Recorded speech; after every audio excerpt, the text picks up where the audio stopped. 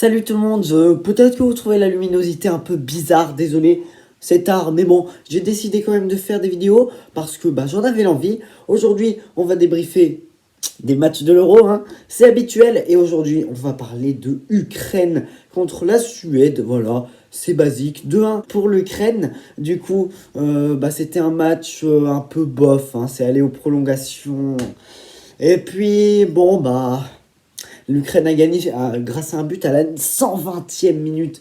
C'est énorme, hein. On a vu une très grosse performance du milieu de Manchester City. Zinchenko, hein, un but, une passe décisive pour lui, hein. Quand même si il était positionné en attaque dans la composition, je pense qu'il est redescendu un peu au milieu, hein, parce que passer d'un milieu à un attaquant, un ailier même, hein, sur la composition, c'était marqué ça. Du coup, je me suis dit, légèrement bizarre, mais bon, au final, au milieu, tranquille. Mais du coup, l'Angleterre va jouer contre l'Ukraine, hein, du coup, puisque l'Ukraine a gagné et que l'Angleterre a gagné 2-0 contre l'Allemagne. Ce sera un match assez intéressant, puisque l'Ukraine, ils ont fait un plutôt bon match, mais je trouve qu'ils sont assez friables défensivement, parce que il y a eu le but de Forsberg, bien sûr, mais ils ont eu deux autres poteaux, la Suède, hein, deux poteaux, et les deux c'était de qui? De Forsberg. Mais c'est qui ce mec Forsberg? Il a vraiment pas de bol, hein, parce que franchement, si les poteaux n'existaient pas, il aurait marqué 3 buts. Mais bon, si les poteaux n'existaient pas, il y aurait beaucoup plus de buts en général. Du coup, ça serait passé un peu incognito, cette performance de Forsberg, hein, je pense. Le match d'Isaac était pas incroyable comme d'habitude, je trouve, hein, parce que vous avez vu les autres matchs d'Isaac. Non mais ce joueur, c'est une vraie pépite, hein. Entre les dribbles, le physique, la vitesse, la finition, même si dans cet Euro il a pas, je sais même pas s'il a marqué. Du coup, ce Isaac aujourd'hui, pas terrible, hein, on va pas se mentir, c'est pas le Isaac qu'on a vu contre l'Espagne, qu'on a vu contre la Pologne, qu'on a vu contre la Slovaquie. Aujourd'hui, c'était un peu plus mauvais, même si faut pas avoir d'énormes attentes envers un joueur comme ça là qui sort de nulle part pendant l'Euro, mais c'est quand même un très bon joueur et j'espère qu'il va réussir sa carrière. Comme vous vous en doutez, j'ai pas grand chose à dire sur ce match parce que il s'est pas passé grand chose, même s'il y a eu 3 buts. Je sais pas tellement quoi dire, hein, mais on va quand même continuer la vidéo, hein, si vous avez cliqué. Je vais pas vous arnaquer, quand même. Mais ce que je voulais dire par là, c'est que ce match, c'était pas un truc flamboyant, et c'est exactement à quoi on s'attendait, hein, parce que l'Ukraine, c'était pas une équipe qui marquait beaucoup de buts, qui était en forme, hein. Ils sont qualifiés en tant que pire meilleur troisième. Voilà, vous voyez, il y avait 4 meilleurs troisièmes, et c'était les pires en termes de points, de différence de but, de trucs. Et la Suède, c'était pas une nation qui jouait offensif. On a vu contre l'Espagne, hein.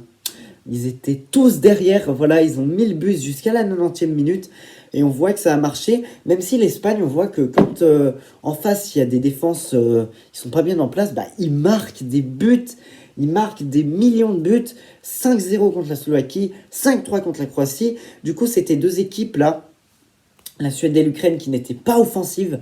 C'est pour ça qu'on n'a pas vu énormément d'actions, à part, comme je vous l'ai dit, les poteaux et les buts. Voilà, ça fait quand même un joli match quand on se dit ça, mais à part ça, il n'y a pas eu tellement d'autres actions. Autrement, j'ai beaucoup apprécié la performance de Yarmolenko qui, pendant cet Euro, mais c'est incroyable ce joueur, il marque des buts, il fait des passes décisives, et je pense qu'il ne va pas s'arrêter là.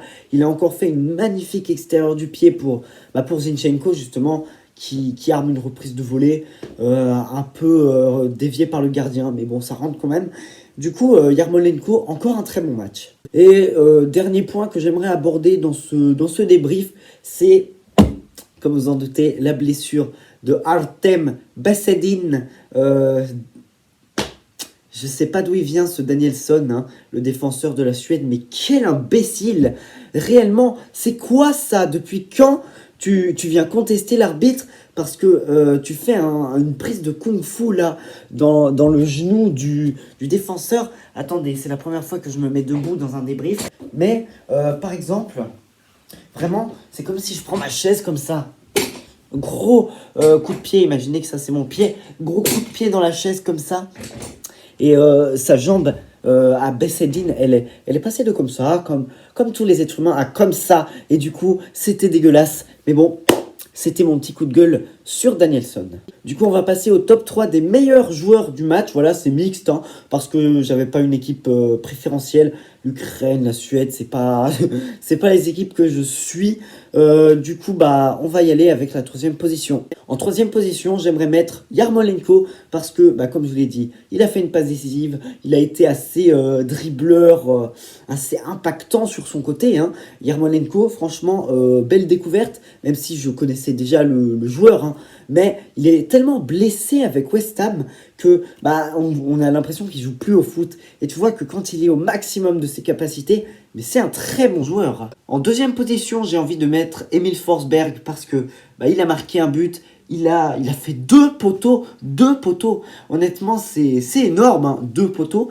Et puis, bah, lui, c'était à peu près le seul qui savait créer le danger dans ce match du côté de la Suède. Et enfin, en première position, je vais mettre Zinchenko parce que un but, parce que une passe, parce que très bon au milieu de l'Ukraine. Il a été, bah, comme il faisait avec Manchester City finalement cette saison, il a été très bon techniquement et même bah, offensivement, alors que de base c'est un défenseur, je vous le rappelle, ou un milieu, mais offensivement c'était très très bon. Du coup voilà les mecs, c'est sûrement l'un des débriefs les plus courts que j'ai jamais fait, mais j'espère que vous avez quand même aimé cette vidéo. Si c'est le cas, n'hésitez pas à vous abonner, n'hésitez pas à liker, n'hésitez pas à aller regarder d'autres vidéos sur ma chaîne, parce que bah, ça me ferait plaisir. Et on se retrouve tout à l'heure pour le débrief d'Angleterre-Allemagne. Allez, salut!